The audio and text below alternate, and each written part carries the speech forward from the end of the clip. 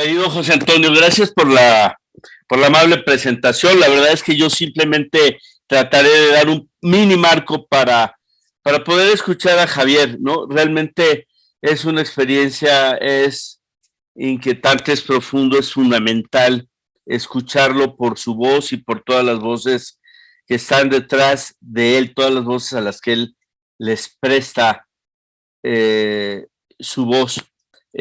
Antes quiero decir que me conmovió mucho la entrada, esta parte donde están dando testimonios de exalumnos y luego ver los cuadritos, los nombres.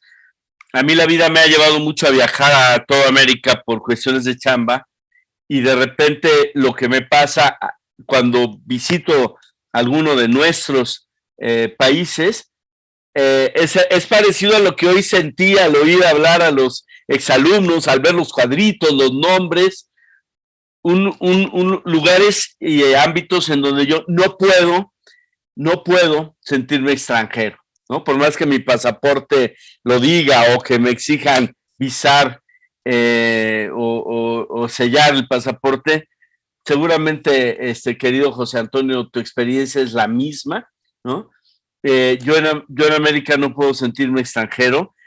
Hay suficientes elementos diferentes para sentirme muy estimulado, pero también suficientes cosas en común, raíces en común, para sentirme enormemente reconfortado. Muchas gracias por esta iniciativa, por supuesto a ti, a la UNIVA, a la Arquidiócesis de México, a la USEM que la apoya y de manera muy especial a la Académica de Líderes Católicos. Se dice, habrán oído que Dios perdona siempre y el hombre a veces, pero el tiempo nunca. Y uno de los pecados que cometemos contra la historia, contra el tiempo, es, así como uno es el adanismo, el sentir que no le debemos nada a nadie de quienes nos han antecedido. Esta expresión genial se la debemos a Ortega y Gasset. También algo que le podríamos llamar el anacronismo, es decir, el buscar pecados de otros tiempos en el nuestro y por hacer eso, por obsesión con los males de otros tiempos, no poder ver lo que nos acecha, lo propio de nuestro tiempo. Marie-France Irigoyen, quien tenía esta idea, una criminóloga francesa impresionante, legisló, por ejemplo, en contra de los abusos sectarios y las formas de reclutamiento sectaria de las cuales no nos escapamos y logró clarificar las violencias de estos tiempos, las formas, y ella decía, en cada tiempo la violencia adquiere una forma distinta. Si yo pensara en alguien capaz de hacernos sentir la manera como la violencia nos interpela y nos reta en este tiempo, sin duda, primero pensaría en Javier Sicilia. Todos lo conocemos, pero yo he de decir que desde que la vida lo quebró en el año 11,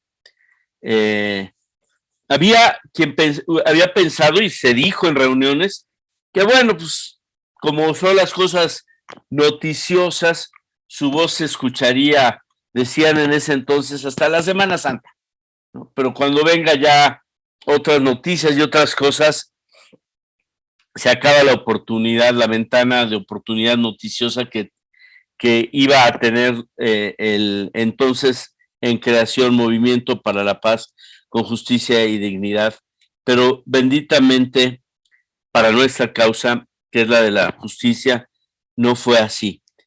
Y alguien se preguntó por qué no fue así. Eso tuvo que ver con precisamente alguien que había desde siempre entregado su voz y su vocación a la poesía, pero entonces comprendía de una manera todavía más clara que el poeta habla por quien no tiene voz, que habla por la tribu, que habla de tal manera que en su voz nos reconocemos todos. Javier le puso rostro y le puso nombre a las víctimas de la violencia, es decir, las salvó del anonimato, de la doble criminalización frente a los ojos de la conciencia nacional. Y la gente se preguntó quién era este hombre capaz de, de llevar tantas voces y también tanto dolor y tanto absurdo y tanto sinsentido en sus hombros por caravanas en todo el país, incluso algunas fuera del país. Eh, y yo, porque muchos se lo han preguntado, dejo 3 pinceladas para presentarles a uno de los amigos más importantes que me ha regalado la vida, que me ha regalado Dios, uno de los dilectos de mi corazón y de mi cabeza, que es Javier Sicilia. Javier es un apasionado de la mistagogía, ¿no? Del estudio de los místicos, de los poetas, de Juan de la Cruz, de Teresa de Ávila, un poeta que ha sido, eso lo digo muy de paso, pero ha sido acreedor de importantísimos reconocimientos como el Premio José Fuentes Mares, como el Premio Nacional de Poesía Aguascalientes, pero que tiene una obra poética verdaderamente inquietante, verdaderamente en el borde del misterio, en el borde de la gracia, en el borde de la trascendencia. A mí personalísimamente, no sé cómo llamar esas novelas, no sé si biografías espirituales o cómo, Javier, porque obviamente y de alguna manera por encargo, él ha realizado biografías importantes como la de Concha Cabrera de Armida, como la del padre Félix, en equipo con los entrañables misioneros del Espíritu Santo, esa congregación tan cercana a su corazón y al nuestro. Pero hay otras obras que son novelas, en donde nos ha descubierto la esencia, el corazón. Son biografías espirituales también de Charles de Foucault, de Jacques Fesch, del mismo Juan Bautista. Y esta novela poética única que hace Javier, tan llena de preguntas, tan llena de reflexiones en las que se siente, lo hemos compartido otras veces, querido Javier, la tensión entre la libertad y la gracia, y la danza maravillosa entre la libertad y la gracia. A partir del fallecimiento, de la muerte de su hijo Juan, nos lega que cambia su vida y cambia su manera de comprender el arte, la escritura, de comprender la existencia misma. Nos lega quizás el más inquietante de sus libros, seguramente el más inquietante para los temas que nos congregan hoy acá, que es precisamente el deshabitado. Una obra verdaderamente honda, verdaderamente desgarradora, descarnada como descarnada es la realidad que describe. Hay que dejarse tocar por la realidad. Cuando decimos con el Evangelio de Juan, la verdad nos hará libres, no tenemos que temer a la verdad. Y si hay una posible esperanza, será aquella que la considere, que la entienda, que la atraviese, que se deje penetrar por la realidad. Entonces, yo sabiendo que esa era la intención de esta, al menos primera parte de esta segunda jornada, pensé, y yo siempre abuso de él y él siempre está dispuesto a acudir.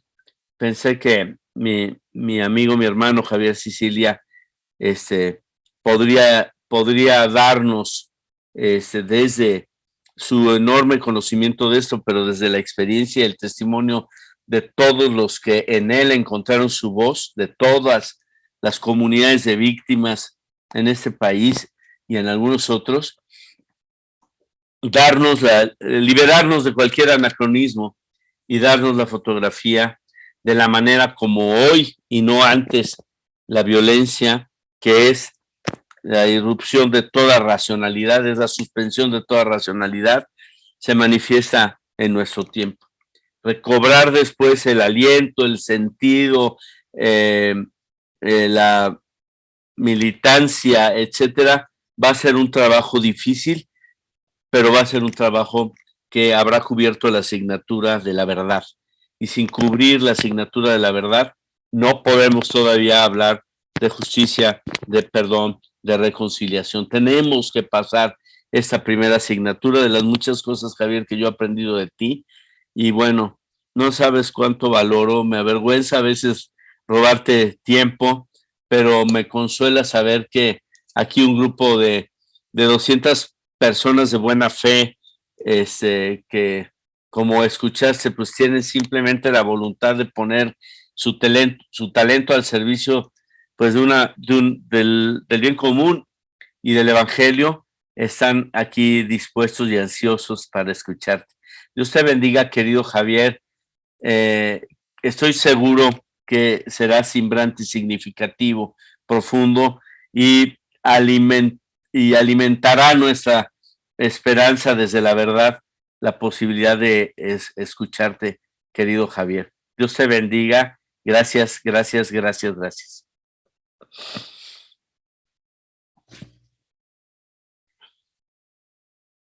Tu micro, Javier. Ya. Muchas gracias, Eduardo. Muchas gracias por la presentación y muchas gracias a los líderes católicos y las agrupaciones que lo hacen posible por esta invitación.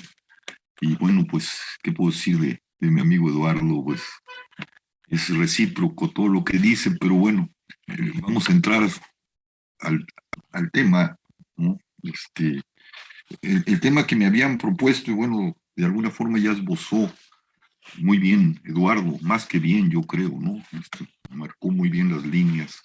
Es el tema de la esperanza y las nuevas formas de la violencia, ¿no? Yo pues, voy a plantear esto de una forma muy radical, muy complicada, ¿no? No soy teólogo, pero bueno, estas divisiones entre los laicos y los teólogos y los que tienen el privilegio de la teología, pues con la modernidad se han difuminado y bueno, uno también piensa desde los teólogos y piensa desde su propia experiencia y piensa desde los evangelios y el Nuevo Testamento y de sus lecturas sobre la problemática, sobre todo la problemática del mal, ¿no? Es decir, el hecho de la violencia tiene que ver con el mal.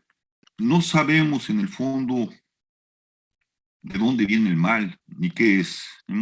Se han intentado todo tipo, desde la poesía, desde pues, las interpretaciones cristianas, mucho más antiguas, a través de figuras que para mí son fundamentales, figuras de interpretación de profundidad, que son las poéticas, luego las teogonías, etcétera. Pero en el fondo no sabemos qué es el mal, pero sí sabemos que su presencia es terrible y aterradora. A mí lo que me ha sorprendido y lo que he vivido, ya habló Eduardo de este largo camino con las víctimas, ¿no? Con el horror del país, que se ha complicado aún más. Me iba a preguntarme que el mal en realidad ahí está, que siglos de civilización, milenios de evangelio no han servido para mayor cosa. El mal se complejiza, se complica, se hace peor, aunque es el mismo. Es el mismo. A mí me impresiona mucho. Voy a citar una película que sintetiza o podemos pensar en el asesinato de Caín Abel, o esta película de Odisea 2001 del espacio de Kubrick, algunos la recordarán, que inicia con un prehomínido que descubre su humanidad o su hominidad y blande un fémur enloquecido y golpea, ¿no? Bueno, esta imagen así aterradora de Odisea 2001, con la que abre esa película de culto, pues podíamos espejearla con el relato justamente de Caín y Abel, ¿no? Esa quijada de burro con la que asesina a su hermano. De allí, o desde del prehomínido que retrata Kubrick, o el relato bíblico de Caín y Abel, a nuestros días el mal sigue siendo el mismo, pero más sofisticado. El mal se agota en sí mismo, pero es terrible. El sicario que ahorita seguramente o al rato va a degollar a una de sus víctimas con una sierra eléctrica es la misma historia de Caín y Abel, nomás que ya no es una quijada de burro, es una sierra eléctrica, ¿no? Y bueno, los nazis nos enseñaron que todo el proceso de avance industrial y de avance tecnológico y burocrático se puede poner al servicio del exterminio. Y ahorita tenemos una guerra en puertas y una amenaza terrible. El mal simplemente se ha complejizado, pero ha suscitado y ha venido dándose y no ha habido forma de pararlo. A mí siempre me asombra precisamente la resurrección de Cristo y particularmente, bueno, me asombran todas las apariciones, pero particularmente la que hace frente a Tomás, ¿no? Cuando Tomás duda. Y lo impresionante de ese cuerpo resucitado es que le dice, toca, mete tus manos en mis llagas, toca mi costado. Es decir, las huellas del mal que fue la cruz y la pasión están allí. Sí, glorificadas, sanadas, pero ahí están. Hay huellas indelebles de ese mal terrible del que no sabemos absolutamente nada y del que estamos destinados como creyentes, como seres de fe, como seres enclavados en la revelación evangélica que es el amor, pues a enfrentarlo. Pero el problema es que sigue ahí complicadísimo, ¿no? Lo estamos mirando, ¿no? Lo que sucede en este país que se ha complicado desde 2011, cuando salimos nosotros, esa referencia que hizo Eduardo, ahorita está peor. Y allá tenemos una guerra del otro lado del océano que amenaza con una tercera guerra mundial, y hay una emergencia terrible, ¿no? De esas nuevas violencias. Tenemos enfrente el cambio climático, tenemos enfrente una hecatombe, pues, lo que en un lenguaje laico histórico llamaríamos una crisis civilizatoria muy profunda, y lo que desde el punto de vista cristiano yo quisiera tocarlo, y ahí voy a empezar a ahondar la problemática, tiene que ver con una rama de la teología que ya casi nadie toca, ¿no? Si la modernidad nos ha amparado contra eso, ¿no? Es decir, no, hay ciertos temas que ya no se tocan porque pues parecen premodernos, parecen que ya no dicen nada, y es la parte escatológica, digamos, el fin de los tiempos, el tiempo del fin. Ya nadie habla de eso, pero cada milenio sucede algo parecido, ¿no? Es decir, hablamos de una crisis civilizatoria muy grave, y esto en este lenguaje escatológico tiene que ver con el fin de los tiempos. Cristo es Jesús es muy claro y muy perentorio cuando hace ese extraño, pues yo no sé si es un sermón,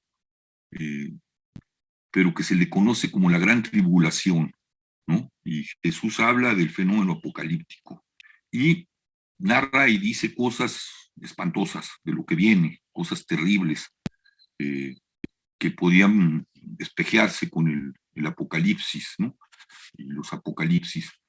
Y alguien le pregunta, ¿cuándo va a suceder esto? Y él dice una cosa muy inquietante, dice, nadie sabe ni el día ni la hora, ni siquiera el Hijo, solo el Padre.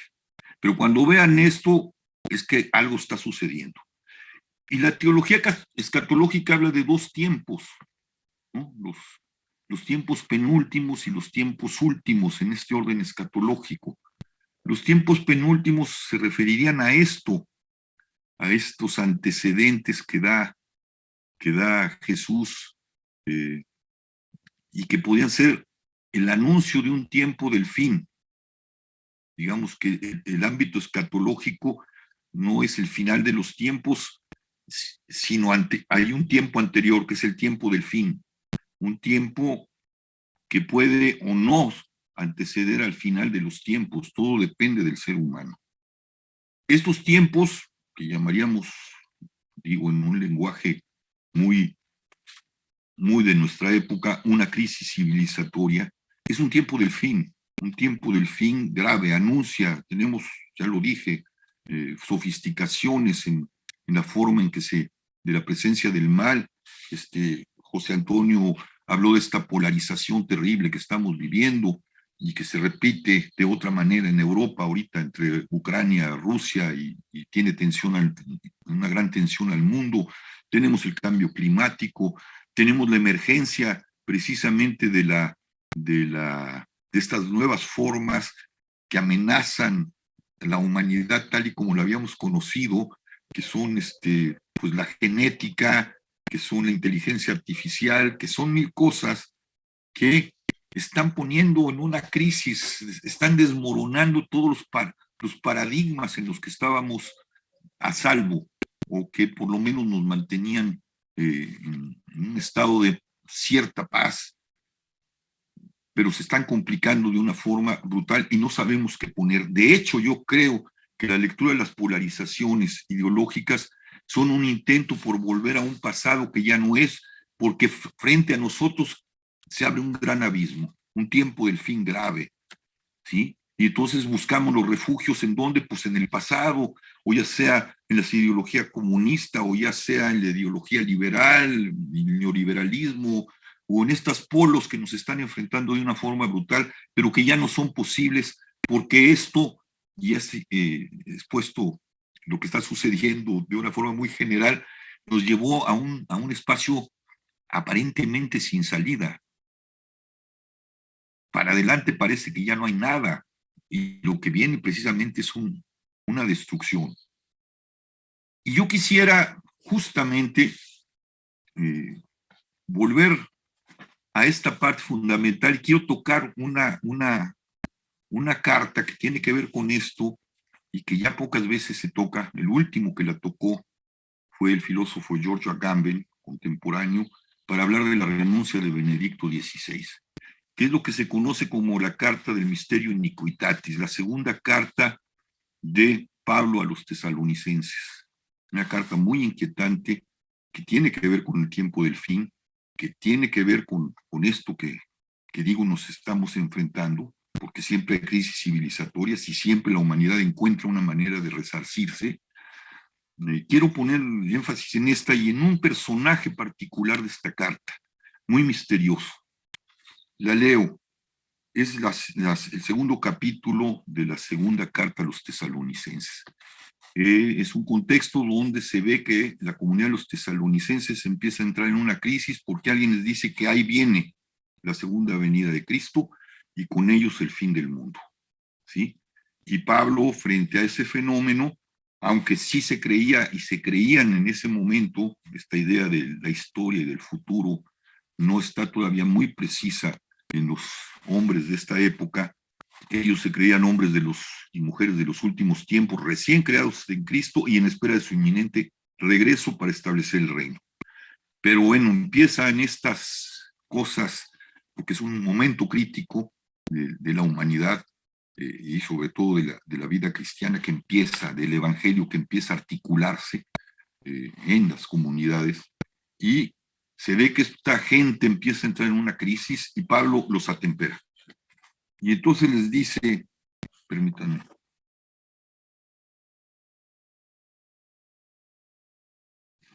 Dice, hermanos, por la venida del Señor nuestro Jesucristo y nuestra reunión con Él, os pedimos que no, utilizo una traducción de Schweckel, de la Biblia del Peregrino. Hay otras versiones y hay matices, etcétera, etcétera. Siempre es una problemática abordar los textos sin el griego. Siempre hay matices, pero bueno, utilizo, y para lo que quiero decir es vale esta traducción de Schweckel. Hermanos, por la venida del Señor nuestro Jesucristo y nuestra reunión con Él, os pedimos que no perdáis fácilmente la cabeza y no os alarméis por profecías o discursos o cartas fingidamente nuestras como si el día del Señor fuera inminente. que nadie os engañe de ningún modo. Primero tiene que suceder la apostasía y se tiene que manifestar el hombre sin ley, anomos, dice el griego, el destinado a la perdición, el rival que se levanta contra todo lo que se llama Dios o es objeto de culto, hasta sentarse en el templo de Dios, proclamándose Dios.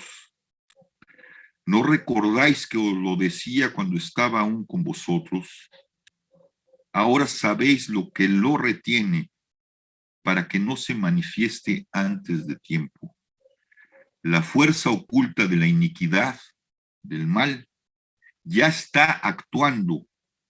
Solo falta que el que la retiene se quite de en medio.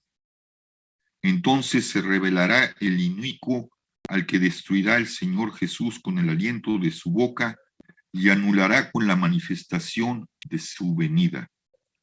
El inicuo se presentará por virtud de Satán con toda clase de milagros, señales y falsos prodigios, con toda clase de fraudes inicuos para los que se pierden porque no aceptaron para salvarse el amor a la verdad. Por eso les enviará Dios un poder seductor que los haga creer la mentira. Así serán juzgados los que en vez de creer la verdad, prefirieron la injusticia. El tema es inquietante. Yo quisiera que retuviéramos, aquí es difícil captarlo como está expresado en el griego, aquí se expresa un drama, ¿no? Dios, el hombre de la anomia, Dios, Satán, y lo que retiene. Y esta traducción de lo que retiene, o el que retiene, porque aparece dos veces en la carta de Pablo, en el griego tiene un peso de personaje, es el famoso catejón, no sé si lo pronuncio bien, pero es el catejón, el que retiene es el catejón. Pablo dice algo que crea un problema para la interpretación posterior. Dice, ustedes ya saben de quién se trata, ¿no? Si yo ya hablé con ustedes de ese asunto. No dice más y crea un problema.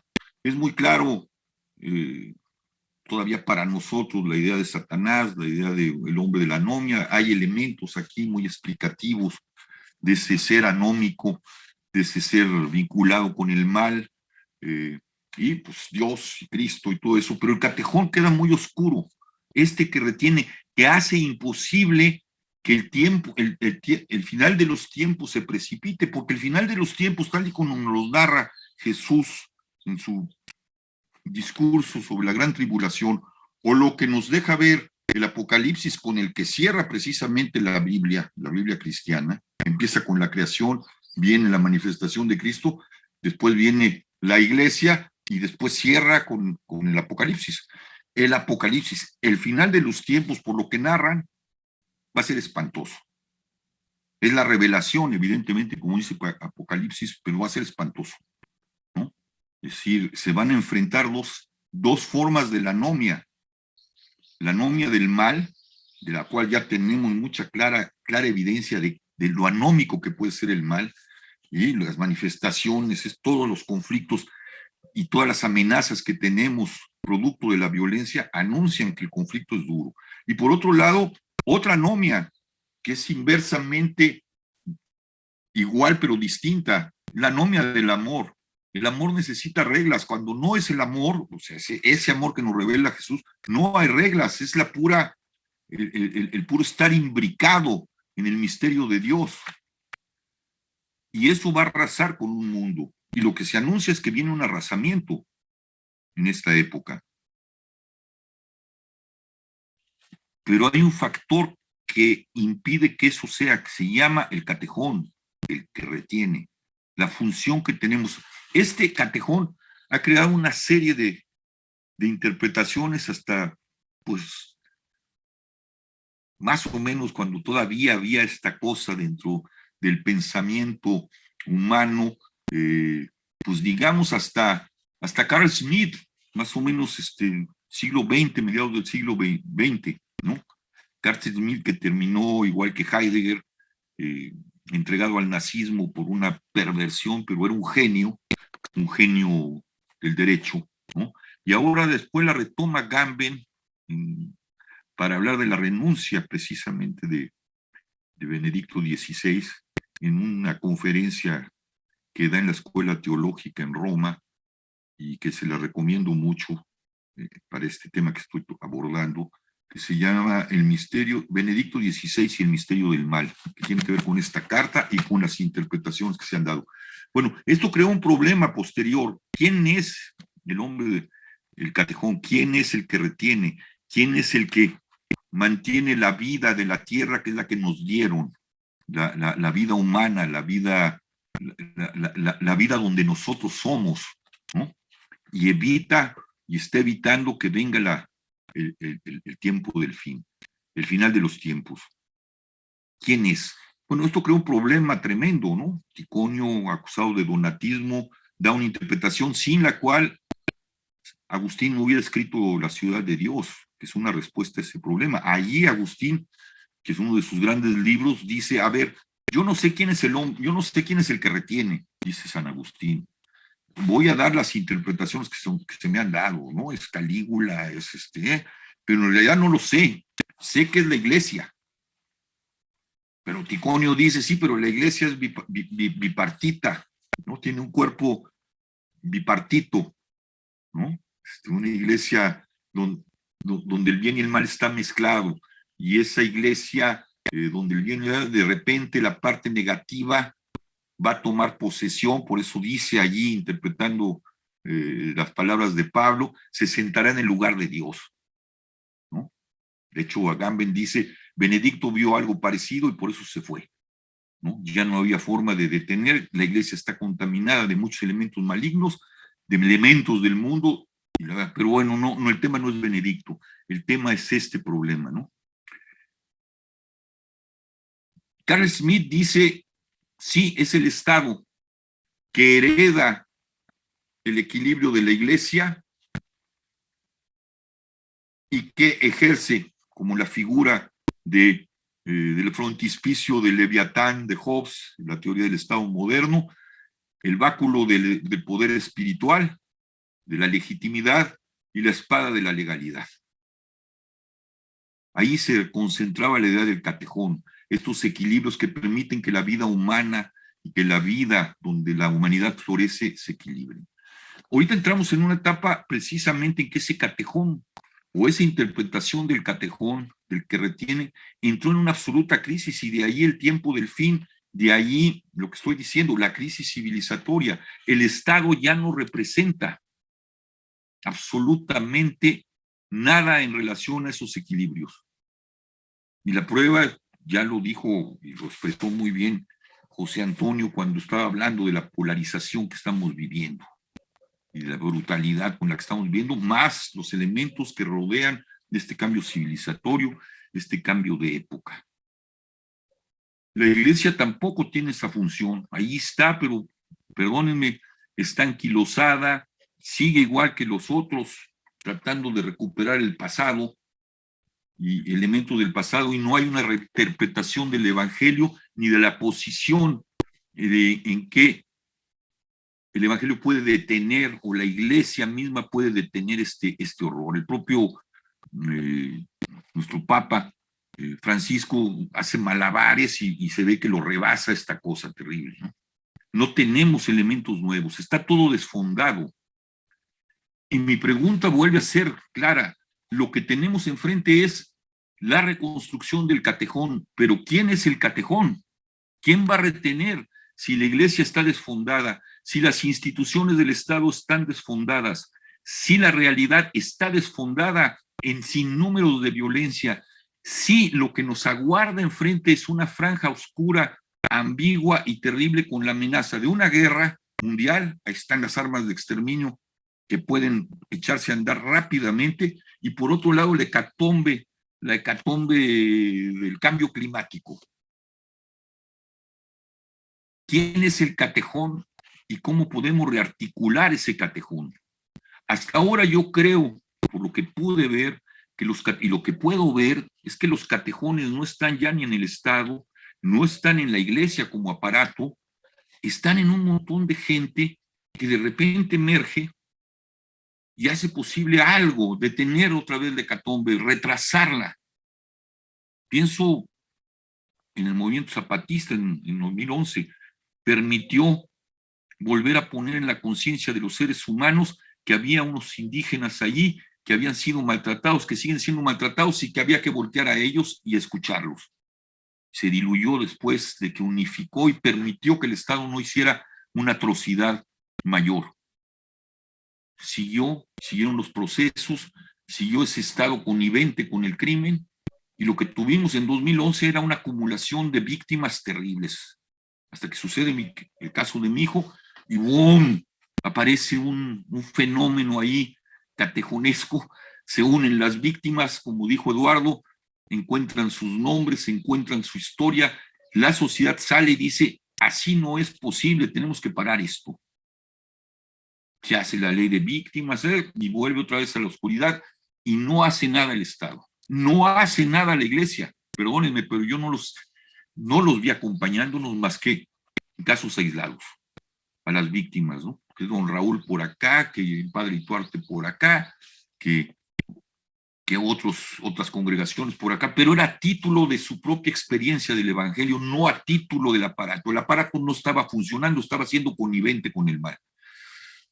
Y hasta ahora sigue. Pasa Yotzinapa, 43 muchachos, otra vez vuelve y volvemos a retener tantito. Nomás estoy hablando de las víctimas. Y volvemos otra vez a la oscuridad. Y ahorita lo que tenemos es monstruoso, monstruoso.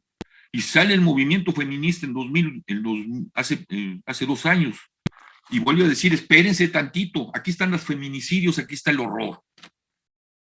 Eso es lo que yo llamo catejones, pero no son eficientes, porque el mal sigue avanzando, y lo que tenemos es este drama monstruoso, esta ausencia de futuro, esta posibilidad del fin de los tiempos que anuncia el tiempo del fin, que es las circunstancias que estamos viviendo, las violencias complejísimas y complicadísimas que nacieron tanto de la desvaloración del ser humano, visto como una pura instrumentalidad, los valores que tanto se han discutido, valores absolutamente negativos, egoístas, y por otro lado, las cosas positivas, el avance tecnológico, las cosas que nos resuelve la tecnología, y las formas que nos resuelve el industrialismo, y sin embargo, esa cosa, lo que nos amenaza hacia adelante es un mundo deshumanizado por la robótica, un mundo deshumanizado por la manipulación genética, y por delante la amenaza de un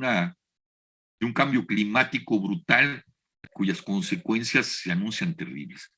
Ahí está el problema, cómo la iglesia o el catejón, estos seres que están inspirados o insuflados por lo que el evangelio dio de mejor de sí mismo, van a retener o vamos a poder retener esto, porque la catástrofe, tampoco sabemos el día ni la hora, se puede recomponer esta civilización como se recompuso cuando cayó el Imperio Romano, como se ha recompuesto en momentos de crisis civilizatoria muy graves, como de alguna forma se recompuso con los indígenas emergiendo en el siglo XX, el cambio civilizatorio que representó para ellos el fin de su mundo, con la llegada de la conquista, con la llegada de esto. Bueno, se han recompuesto, y esa recomposición se debe precisamente, yo creo, a este personaje catejón del que habla, a este que retiene del que habla Pablo.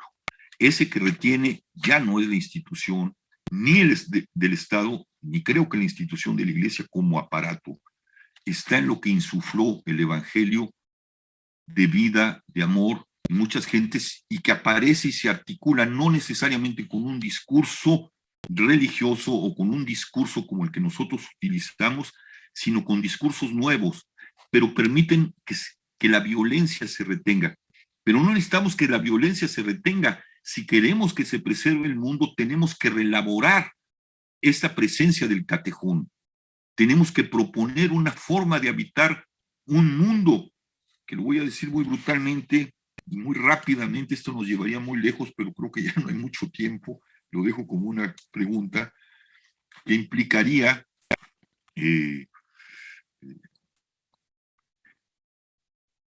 pues habitar un mundo que ya no es el mundo de la encarnación. Porque si estos aparatos y la robótica y todo lo que amenaza de emerger y desarrollarse en este tipo de aparatos y el cambio, la manipulación genética, lo que vamos a tener es un ser absolutamente distinto al ser que nos revela la encarnación. ¿Cómo habitará la encarnación? ¿Cómo habitará el sentido del amor, el sentido del acogimiento, el sentido de la custodia del mundo con este nuevo catejón que tendría que venir de una reelaboración, yo creo, de lo que nos dejó el Evangelio?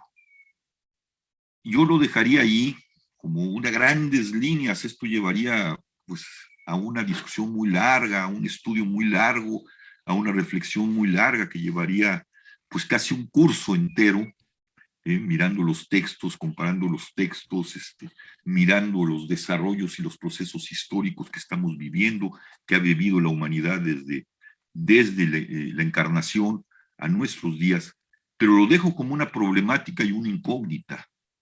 Estamos haciendo lo que estamos haciendo, reteniendo como podemos, pero eso no basta.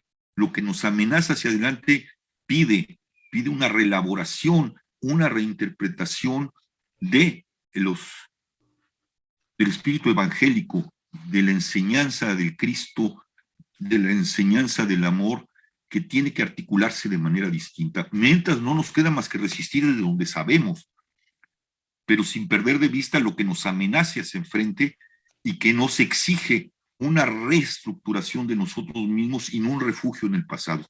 Lo dejo allí porque creo que ya me tomé el tiempo que me correspondía y lo dejo ahí para que discutamos, pensemos, nos pongamos en crisis, y eso es bueno. Crisis siempre es una palabra que parece que es catastrófica, pero no. La crisis, su sentido etimológico es momento de decisión, es el momento del catejón. Decidimos reelaborar y salvar, o podemos llegar a pasar del tiempo del fin al fin de los tiempos. Yo creo que la exigencia que tenemos es cómo reelaboramos ese catejón y cómo superamos este tiempo del fin. Muchas gracias.